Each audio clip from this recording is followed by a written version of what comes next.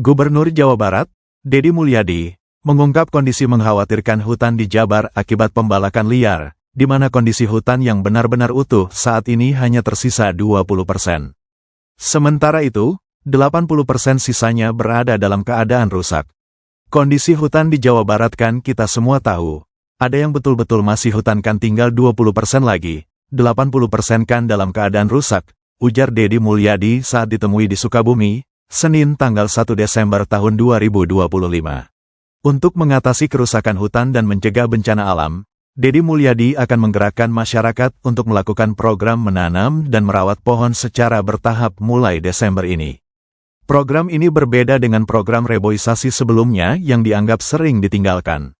Deddy Mulyadi berencana membayar warga Rp50.000 per hari untuk melakukan penanaman dan perawatan pohon. Deddy menjelaskan upah Rp50.000 lebih mahal dibanding upah menyangkul di daerah tertentu yang hanya Rp30.000. Tujuannya agar banyak rakyat yang terlibat dalam upaya pemulihan hutan. Mekanismenya, setiap masyarakat akan mengelola 1 hingga 2 hektar lahan untuk menanam dan merawat pohon agar kokoh dan kuat. Dalam penanaman, Deddy akan memadukan berbagai jenis pohon, yakni pohon hutan yang tidak boleh ditebang seperti caringin, jamuju, dan tanjung. Lalu pohon produktif, seperti petai, jengkol, dan nangka, agar masyarakat mendapat hasil dalam jangka panjang. Deddy Mulyadi juga berencana mengundang perhutani untuk menanyakan areal kosong yang dapat segera ditanami. Deddy Mulyadi berharap konsep ini dapat mengembalikan hutan Jabar ke kondisi normal dan mencegah bencana alam di masa mendatang. Ia juga berencana mengundang perhutani untuk mendata areal kosong yang siap ditanami. Jabar, Pak, kondisi hutannya sejauh ini bagaimana, Pak? Kondisi hutannya kan sudah tahu, Jawa Barat kondisi hutan yang betul-betul masih hutan kan tinggal 20% lagi. 80% kan dalam keadaan rusak.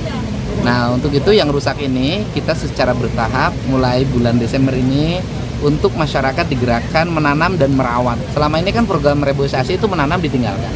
Konsep saya nggak begitu. Nanti setiap masyarakat memegang 1 atau 2 hektar, menanam pohon, kemudian merawatnya sampai pohon itu kokoh dan kuat. Dan mereka mendapat upah dalam setiap hari distandarkan oleh saya Rp50.000. Nah, itu lebih mahal dibanding upah nyangkul di daerah tertentu hanya Rp30.000.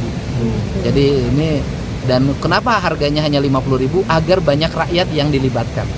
Jadi ini yang akan kita lakukan. Kita tanamin pohonnya satu perpaduan pohon hutan yang tidak bisa ditebang.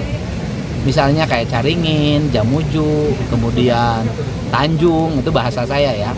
Nah, kemudian yang lainnya pohon yang produktif, petai, jengkol, nangka. Nah, itu sehingga masyarakat dalam jangka panjang mendapat hasilnya. Termasuk dalam besok saya juga akan undang perhutani. Saya mau nanya berapa areal yang kosong. Nanti kita mau tanemin. Terbaru, Pak, yang kasus Pangalengan, Pak, pengerusakan kebun teh. Pangalengan sudah ditangani oleh Foresta dan kelihatan langkahnya sudah serius. Kemudian tim audit pemerintah Provinsi Jawa Barat sudah turun. Nanti kita akan menyampaikan 2 hal. Yang pertama, perusakannya sedang berproses di Polresta dan sebentar lagi mungkin ya ada penetapan tersangka. Otak pelakunya saya sebentar lagi akan ditangkap. Ini informasi yang saya dapat. Kemudian yang kedua, nanti kita juga akan melaporkan sisi pidana lingkungan hidupnya. Efek dari penebangan itu apa yang terjadi. Dan kemudian yang ketiga, kita akan mengajukan sisi kerugian negaranya. Jadi ada 3 tahapan yang akan kita lakukan. Sehingga siapapun yang berbuat kerusakan di Jawa Barat tidak perlu dilakukan. Karena apa? Karena Anda akan mendapatkan beberapa pidana yang akan kami ajukan. Berarti Pemprov menindak tegas supaya... Ya.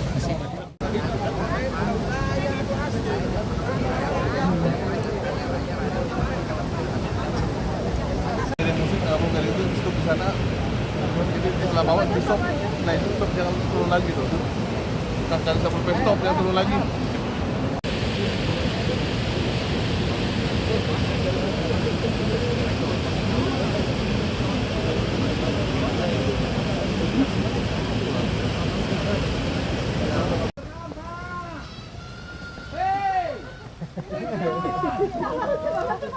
Lucu banget Dirinya, hei!